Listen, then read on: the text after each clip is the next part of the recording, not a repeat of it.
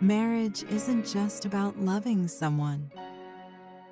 It's about learning how to live with yourself while loving them.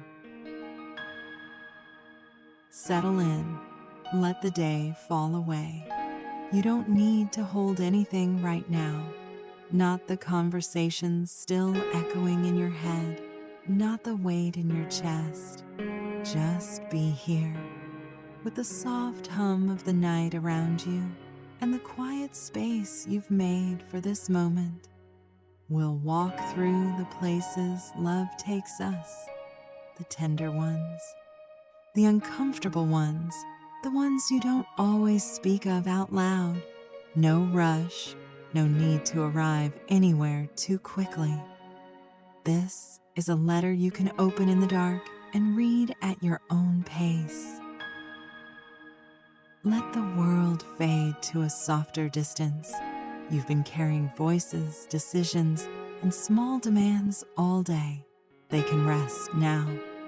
In this space, it's just you and the quiet that comes when you no longer have to perform. You don't need to polish anything here. No mirrors asking you to adjust. No eyes waiting for your next move. Feel the mattress gather your weight. Notice the air against your skin. Not too warm, not too cool. Just enough to remind you you're safe to let go.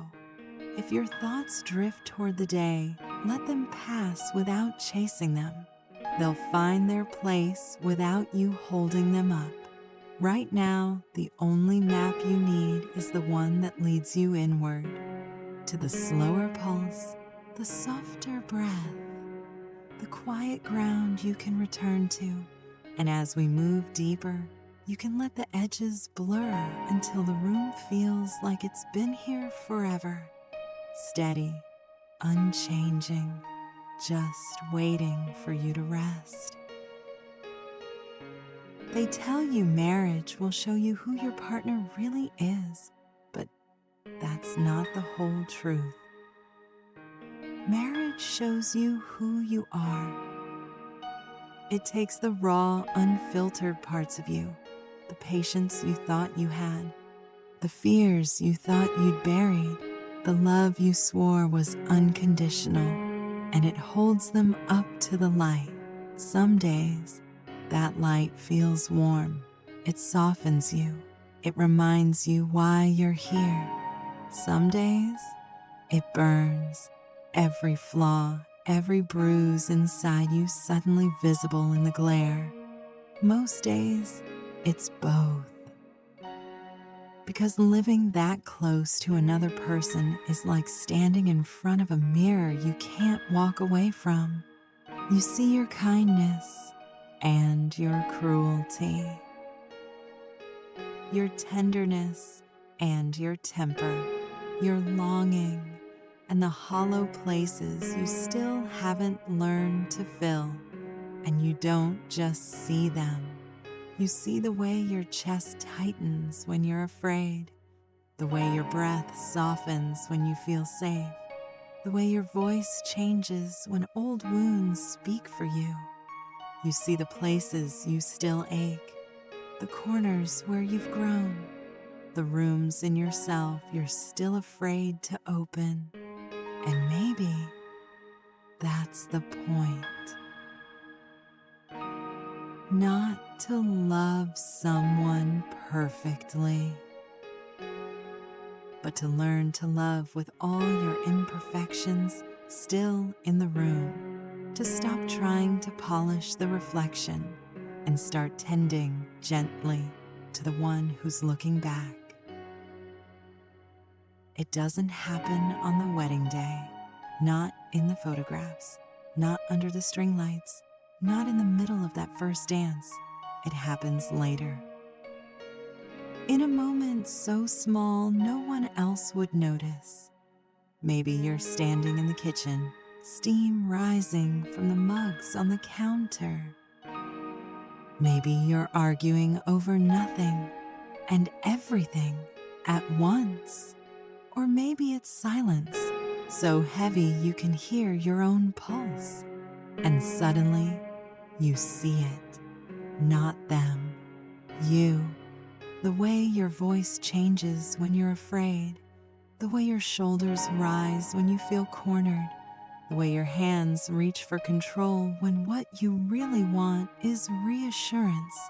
You've seen these pieces before, but here in marriage, they're lit differently, closer, sharper.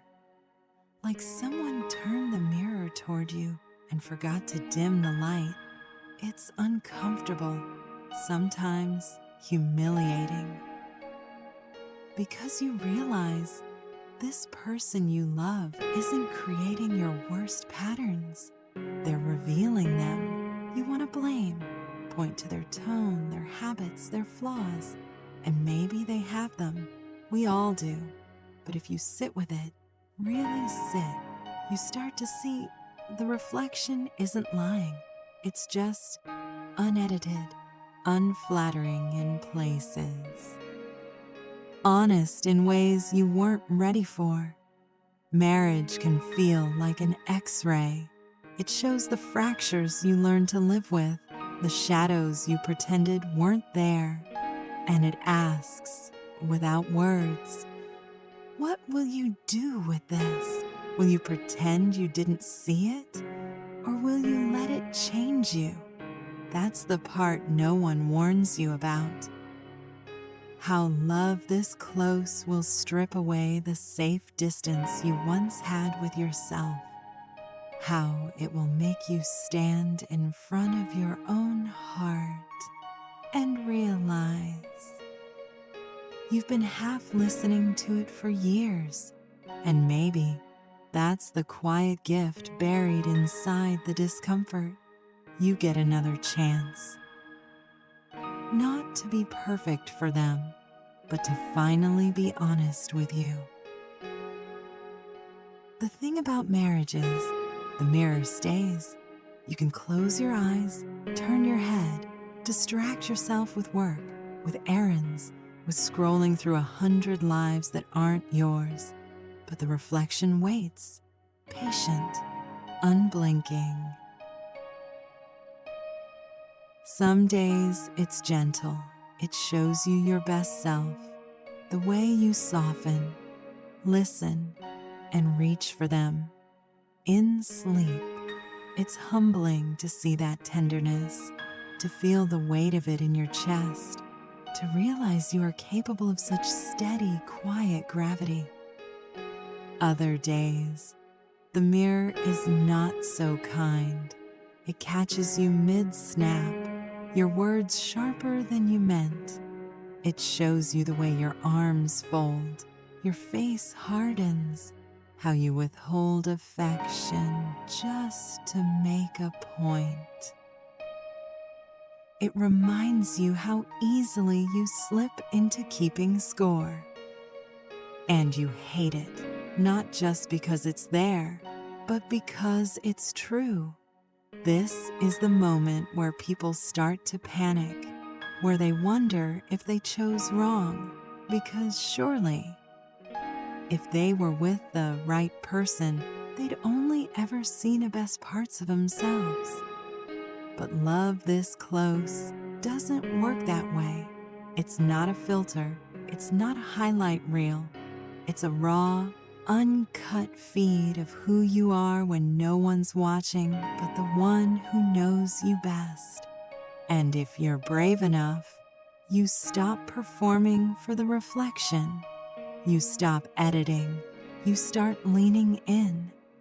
Because the mirror isn't here to flatter you. It's here to tell you the truth about the person you've been living as. It won't always be pretty. It won't always feel safe. But it will be real.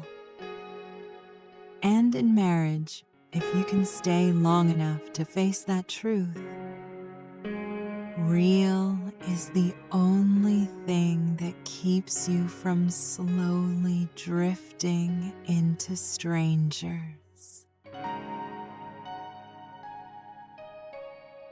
Before you ever said I do, you were already carrying a map. Not the kind you can fold away, but the invisible kind, drawn from every home you've lived in, every relationship you've known, every unspoken rule you learned just to survive. It's in the way your father's silence taught you that anger lives under the skin, the way your mother's busyness told you that rest must be earned, the way an old love made you believe that needing too much was the fastest way to be left. These patterns don't disappear at the altar. They move in with you. They sit at the dinner table. They stand in the doorway when you argue. And in marriage, they start showing up with sharper edges, because now there's someone close enough to bump into them every single day. At first, you might not notice how you fold your pain into silence because that's what kept you safe before. How you measure your worth by how little space you take up. How you brace for disappointment even when no one's given you a reason. It's not that marriage creates these reflexes, it's that it refuses to let them hide. When someone is there to witness the way you flinch, or shut down, or retreat into work, the pattern becomes undeniable. And here's the truth you can't soften. Marriage doesn't heal them for you. It just gives you a front row seat. You have to decide whether to keep living by that old map or start drawing a new one. It's tempting to hand the pen to your partner, to hope their love will redraw the lines for you. And sometimes, their presence helps. They show you softer routes, gentler roads, but only you can choose to stop walking the same worn paths. That's the part no one romanticizes, the work of unlearning while still trying to love someone well.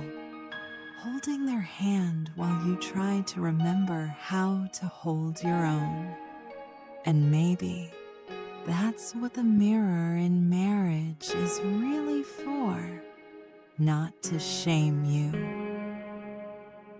Not to judge you, but to remind you every time you're tempted to get lost that the path is still yours to change. No one tells you how much marriage will teach you, not in the poetic way, but in the relentless day after day way. It's not just learning how they like their coffee or how they take their bad news. It's learning your own triggers, your own habits, your own fault lines. It's hearing yourself in a late night argument, repeating words you swore you'd never say. It's noticing how easily you armor up, how quickly you prepare for battle over something that isn't even the real wound. Marriage has a way of turning ordinary moments into lessons, not because either of you is trying to be a teacher, but because proximity is its own curriculum. When someone is that close, you can't hide the way you flinch. You can't disguise the pause before you answer. You can't pretend your silence is always peace instead of fear. And some lessons are gentle. Like realizing you've started saying we more than I. Like catching yourself smiling at their voice from the next room for no reason at all. Other lessons are brutal. Like seeing your own stubbornness reflected back in their eyes. Like realizing the apology you've been waiting for might never come, and you'll have to find a way to love anyway. The hardest part isn't just learning these things, it's deciding what to do with them. Do you let the knowledge harden you? Do you keep score? Do you point to their cracks instead of tending to your own? Or do you stay in the classroom even when when the lesson stings? Do you take the reflection as an invitation to become someone you'd be proud to live with, even if you were alone? Because maybe that's the quiet truth marriage keeps whispering. You're not just building a life with them. You're building a life with yourself. And the bravest thing you can do is keep showing up for both. The cracks don't always look like cracks. Sometimes they feel like a quiet space between two maps. It's not silence like the absence of sound. It's the pause between two different directions. The moment when you both look at the same road and see something different. You call it a shortcut. They call it a detour. You see the view. They see the delay. And in that small space between your map and theirs is where most of marriage quietly lives. It's in the sigh that goes unnoticed, the hug that's skipped without thinking. It's in the half-listened replies while your hand is still on the phone. Little things, harmless things, if they stayed little. But repetition deepens whatever it touches. A small impatience becomes a tone you both start to recognize. A missed kindness becomes a gap you stop crossing. A quiet dinner becomes a silence you stop trying to fill. Sometimes, that space between maps feels wide enough to fit weeks of unspoken words. You eat together, sleep beside each other, and still feel like you're traveling alone. Other times, it's almost invisible, just a soft shift in speed, a gentle agreement to follow without question. And here's the truth that's easy to forget. That space will always exist. It doesn't vanish with time or with love or with all the miles you've traveled together. What changes is how you treat it. You can fill it with suspicion, with the need to be right, with the quiet ache of resentment. Or you can tend to it like a garden. Notice the hairline fractures before they spread. Leave room for their roads. Let them leave room for yours. Because in the end, marriage isn't about erasing the space between maps. It's about seeing the cracks when they're small, meeting in that tender middle ground, and calling it home. Not every hurt in marriage starts here. Some have been with you for years, long before you met, long before you promised to stay. They come from childhood rooms where no one came to knock, from teenage years when you learned to hide what mattered most, from loves that ended without the closure you thought you needed.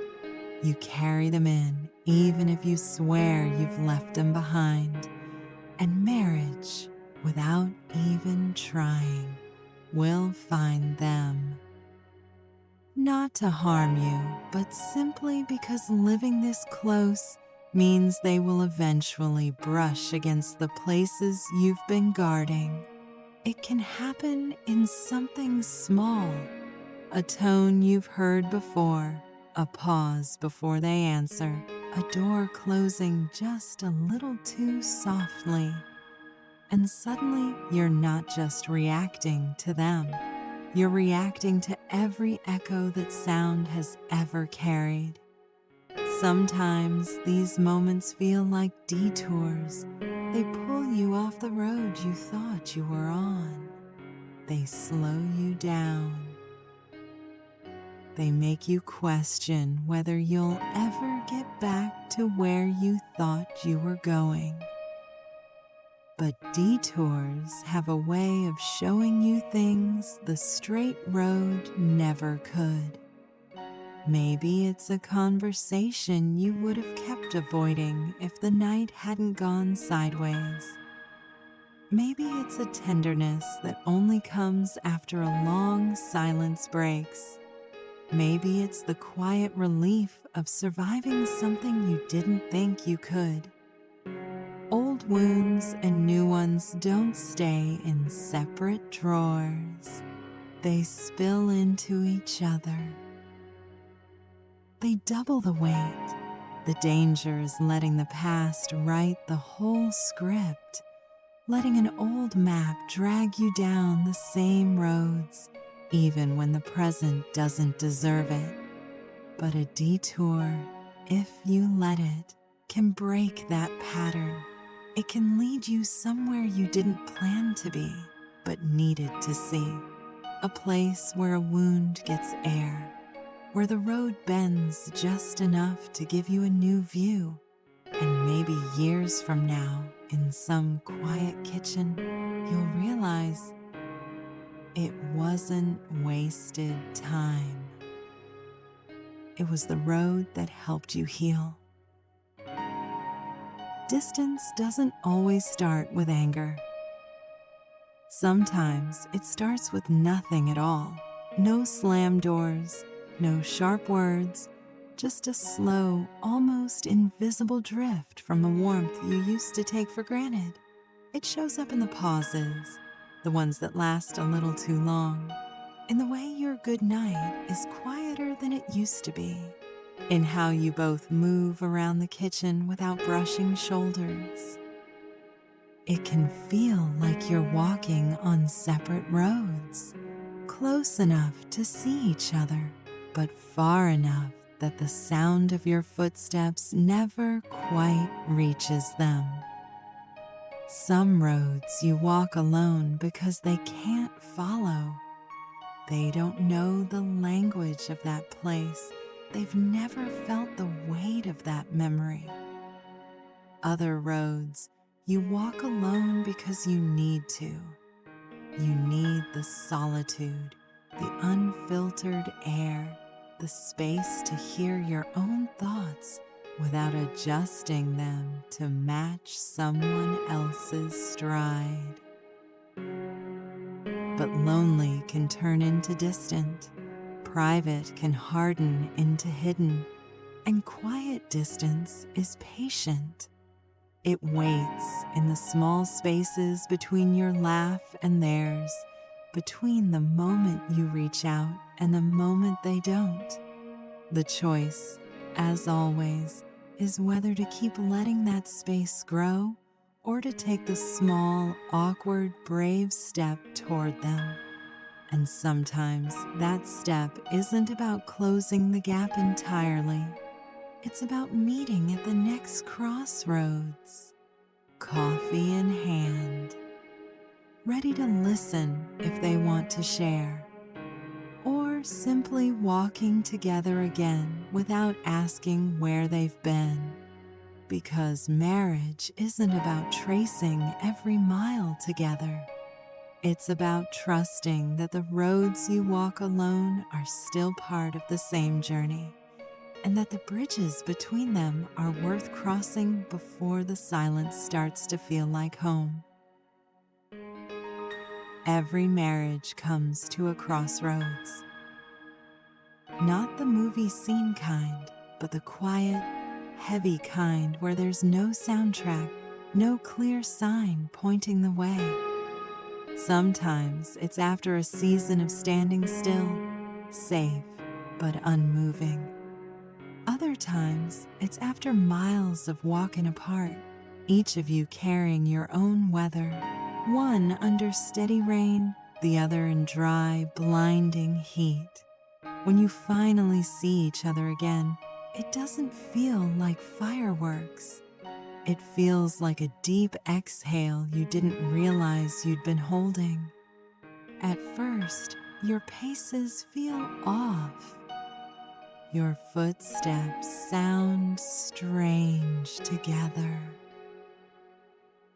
The silence between you is full of all the miles you missed, but slowly, without rushing.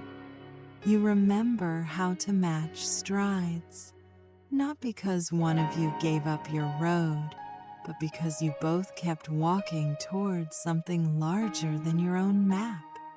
Standing at that crossroads, you still have to choose. Will I stay awake if I stay? Will I keep reaching across the quiet?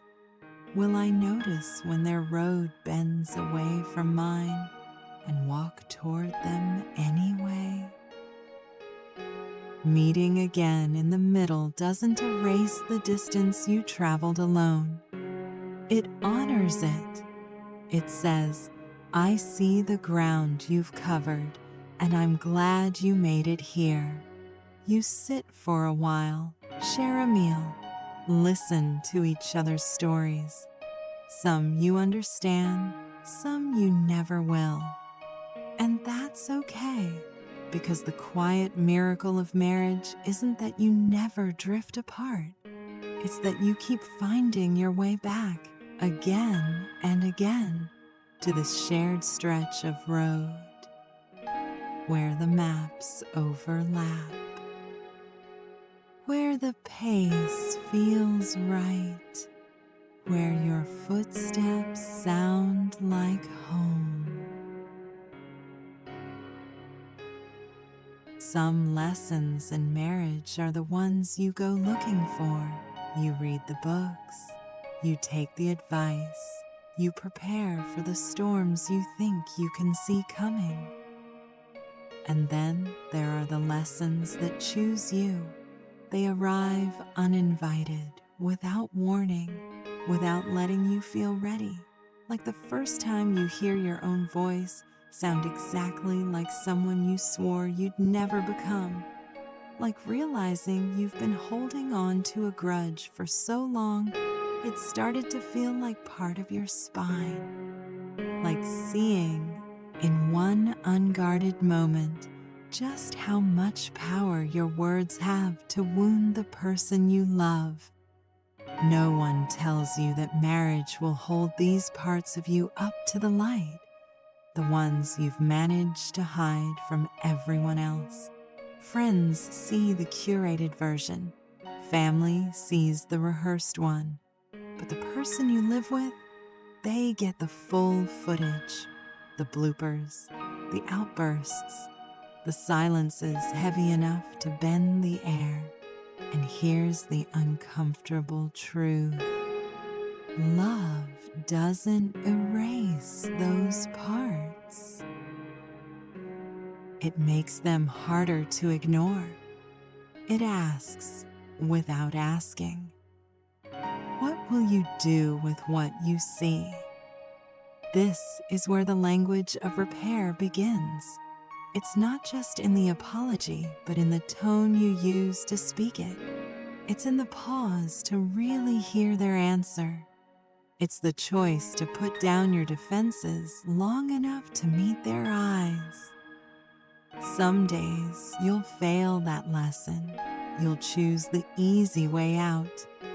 Defensiveness, distraction, anything but the truth.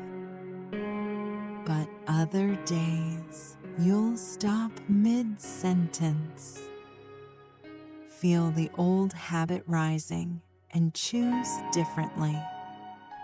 Choose softer, choose better, not for them, not even for the marriage, but for the version of you want to live with when the house is quiet.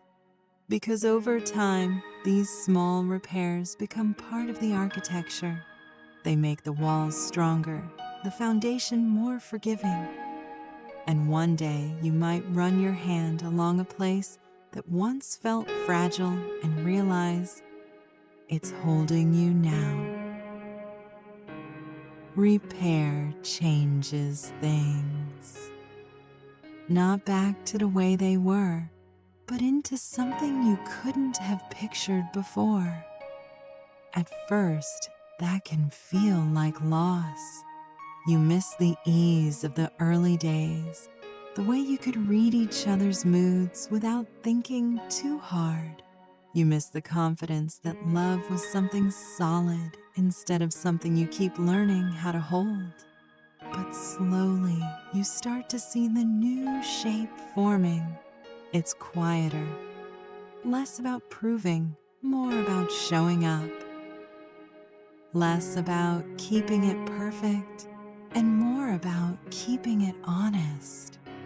And in this new shape, there are mirrors too. Not just the ones that show you the cracks, but the ones that show you what's still beautiful.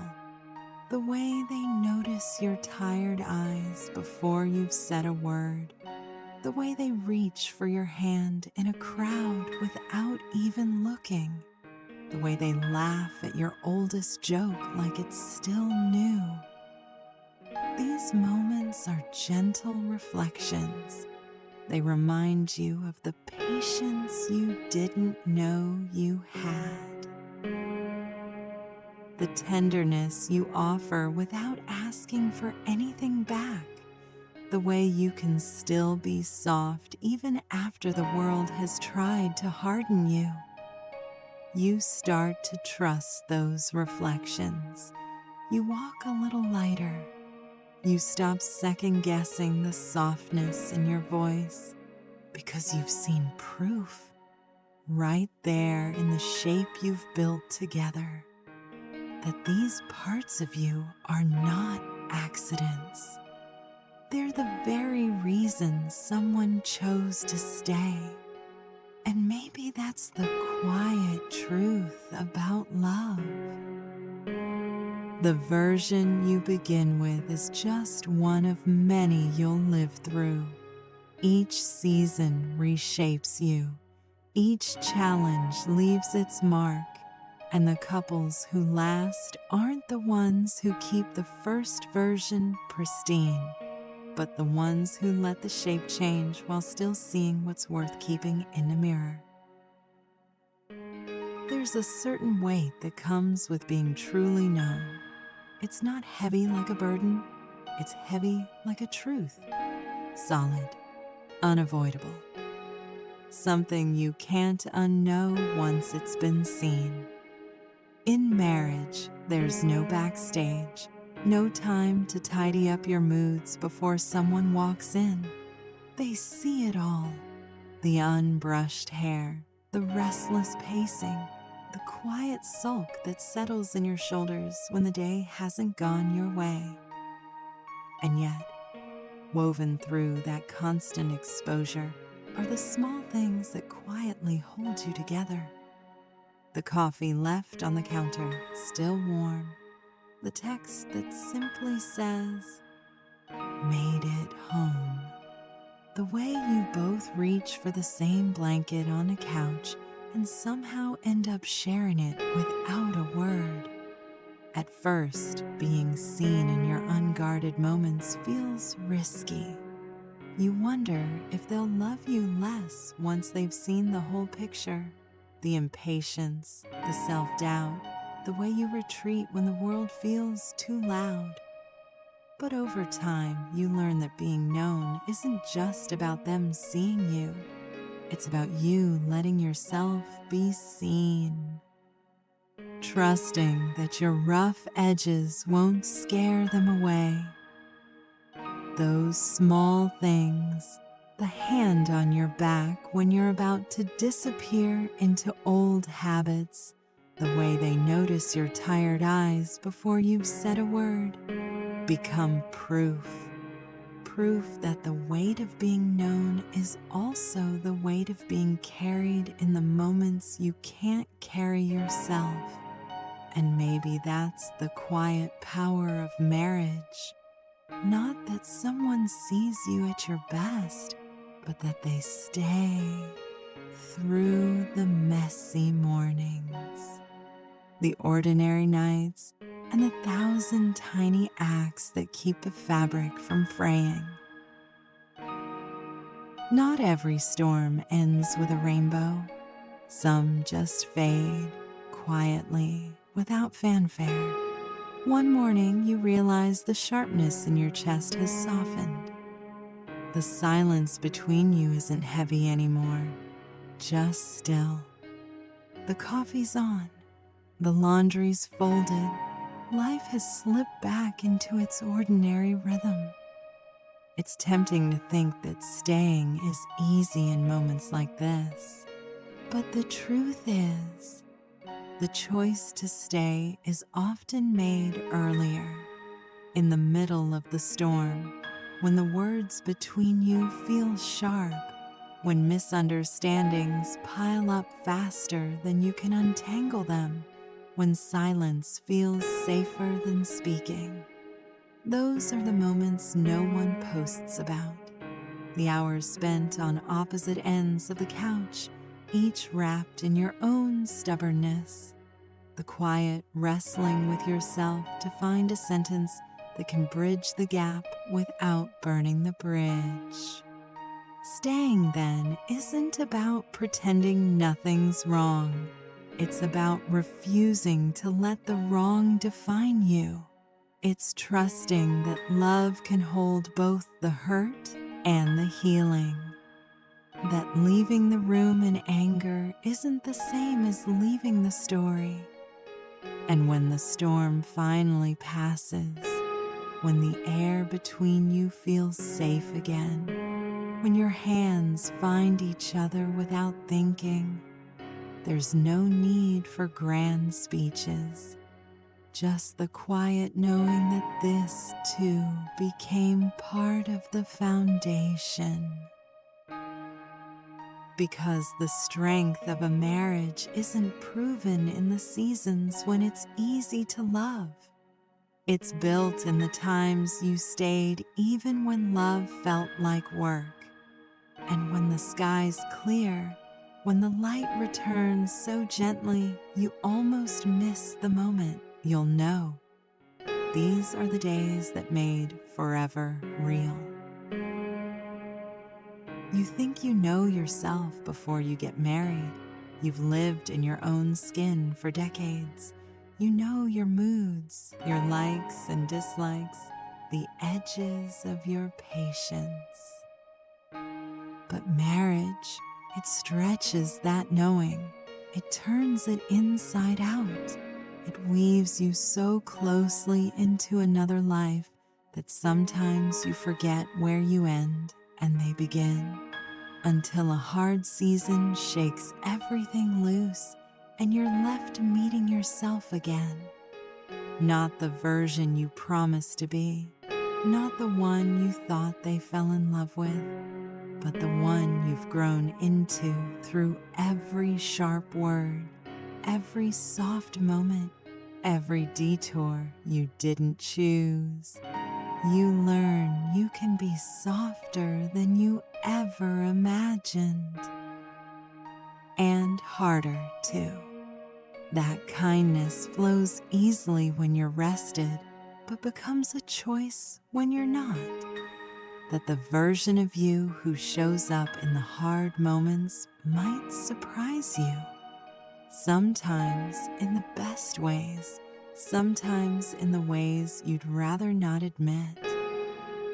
You see how much space you take up when you're hurting, how you fill a room with your silence, how you hold your breath when you're bracing for disappointment, and still, how deeply you want to be chosen, even after vows, after years, after countless ordinary days.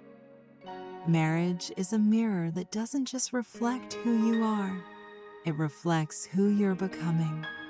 Some days, the reflection feels beautiful. Other days, it's uncomfortable to look at. But either way, it's still you.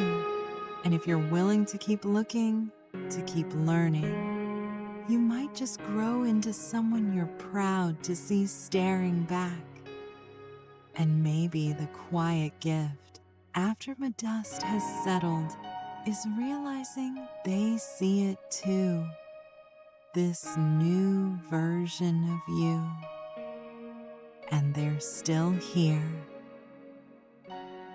It doesn't happen in the middle of a grand gesture, not on anniversaries, not in movie scene embraces. It happens on some ordinary morning, over coffee you made just how they like it, without thinking. Or in the doorway as you pass them a folded blanket the way you know they prefer. You look up, and for a moment they feel new to you. Not because they've suddenly changed overnight, but because time has been quietly reshaping them while you weren't watching.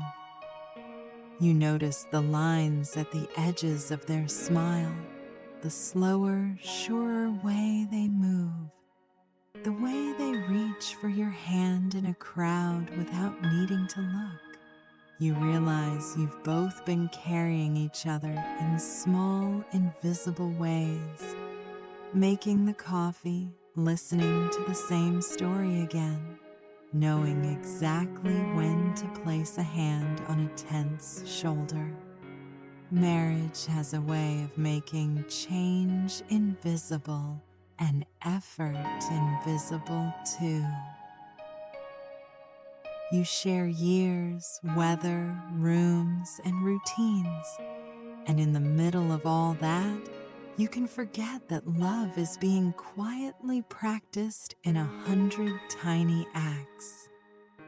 Loving someone for years means seeing the person they're becoming and still showing up for the small work of care. It means letting the little things go, not because they don't matter, but because the we matters more.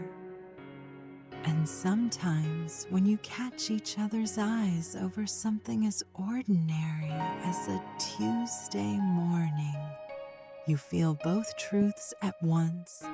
They are not exactly the person you first loved, and you still love them, maybe more, for who they are now.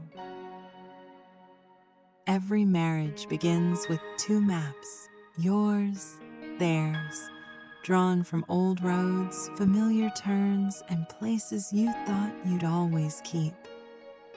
At first, it's easy to find the overlap, the streets you both know, the destinations you both dream of. It feels simple then, like the weather will always be mild, the light always spilling in. But time redraws both maps and changes the climate. Some roads close, others appear out of nowhere. Seasons shift. Warm, generous stretches give way to frost, and frost eventually softens into spring. The mistake is thinking summer is the real marriage and winter means something's broken. But love isn't meant to live in one season forever. It's meant to adapt, to grow roots deep enough to survive the cold, to store up enough light in the good months to carry you through the dark. Building a new map together means laying both of yours side by side, seeing where they've changed and deciding, without blame, which routes to keep, which to let fade. It means knowing when to walk faster in the warmth and when to share the coat when the wind picks up. Some seasons are about expansion, saying yes more than no, trying new paths just because you can. Others are about holding on, staying the course, keeping the promises you've already made.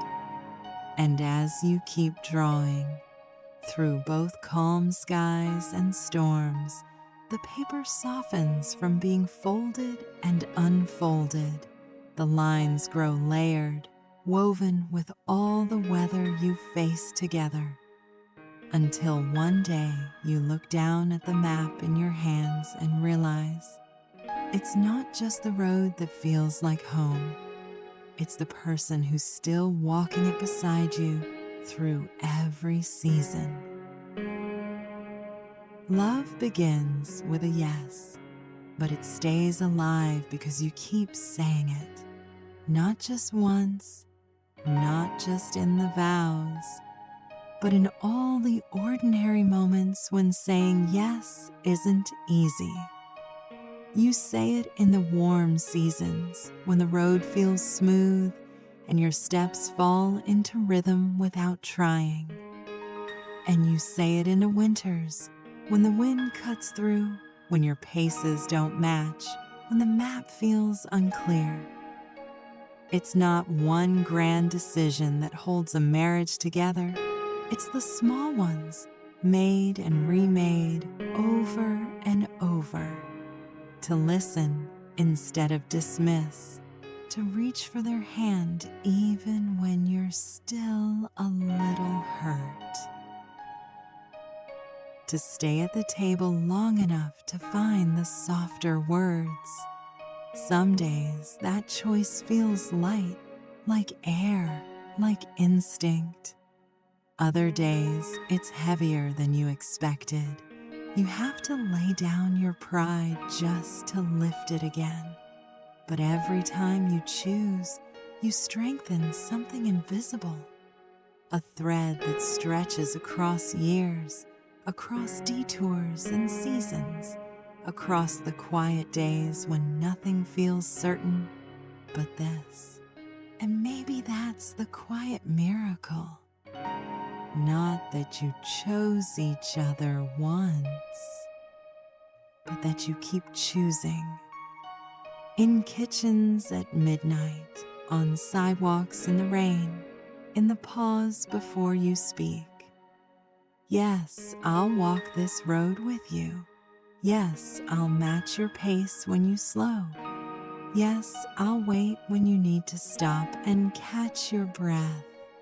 Because the road will always change. But the choice to walk it together again and again is what turns it into home.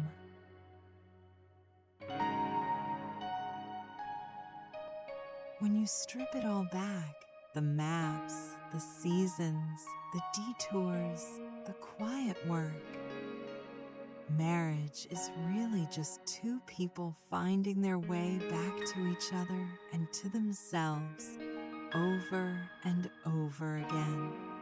Sometimes the road is clear, sometimes tangled. Sometimes your steps fall in rhythm, and sometimes there's space between them. But home isn't a single place you arrive at once. It's the middle ground you keep returning to, with every conversation you mend, with every silence you choose to soften, with every day you say yes when it would be easier to walk away. And in that middle ground, the mirror waits, the same one that's been with you from the start. It doesn't just reflect who you are. It shows who you've been becoming all along this road. Some days the reflection is kind. Other days it's harder to face. But each time you return, you've changed. Not because the mirror lied, but because you kept walking toward it. Through all the weather, through all the seasons, until the person looking back feels like home too. Maybe that's what forever really means. Not an unbroken line, but a series of returns. Not one grand promise carved in stone, but thousands of quiet ones etched into the days you've shared. In the end, love doesn't ask you to be perfect. It asks you to keep showing up, to keep saying yes, to keep finding your way back, to the road, to the mirror, to each other, again and again, until the journey itself is the place you live. You can stay here now in this low light where nothing needs to be solved. The day's pace has faded. Every sound is quieter, every movement slower. Your breath moves without you asking it to, in and out, like it's known the rhythm all along. If a thought comes, you can let it drift out to the edge of the room, softened by distance until it no longer asks to be answered. Your body is heavier now. The pull of the mattress meets you in every place you touch it. The space between heartbeats stretches. Each exhale carries a little more of the weight you've been holding. There's no need to reach for anything here, no maps to follow. Only the stillness that grows when you've given yourself permission to stop moving toward the next thing. You can let your mind wander to a softer kind of road, one without turns to choose, where the air stays gentle and the ground is familiar beneath your steps. And when you're ready, you don't even have to notice the moment sleep arrives. It will come quietly, like finding yourself already home with no effort, no question, just the simple truth that you're safe to rest now.